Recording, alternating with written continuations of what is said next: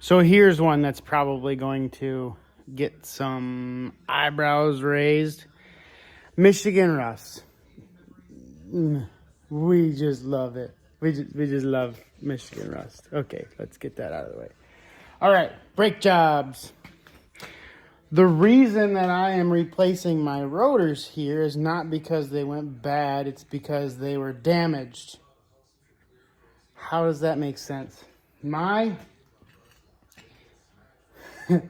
brake pad little brackets here were swollen because of all of the paint and rust and garbage on these caliper brackets, right? Okay. So I had to grind, even after I filed and wire brushed these, I had to grind these brake pads to fit this caliper bracket without these even in place. I had to grind to make the brake pads fit. Am I wrong? Now here's the deal. These are supposed to slide and be beautiful and glide. And I assembled these dry. Ooh, I farted. So, listen to these things.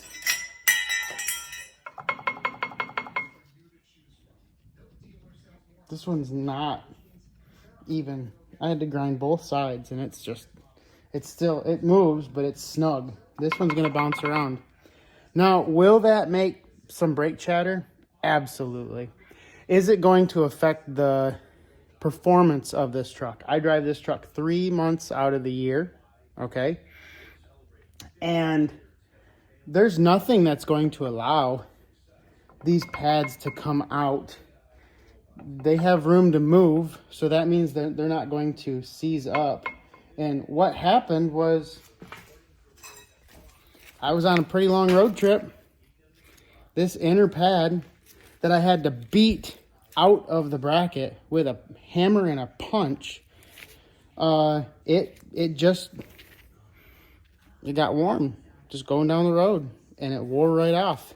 I left this morning with no brake noise and I arrived at my destination with no brake pad. I have no problem with this being my vehicle and having no brackets in there, no stainless steel sliders, gliders, just things to get in the weighers. Let me know what you think in the comments. Ain't that just a terrible deal? They were even slotted, vented, something for cooling performance. And no, they're not in great shape, but for a plow truck for 3 months out of the year, that would have stopped just great. Thanks for watching, and have a great day.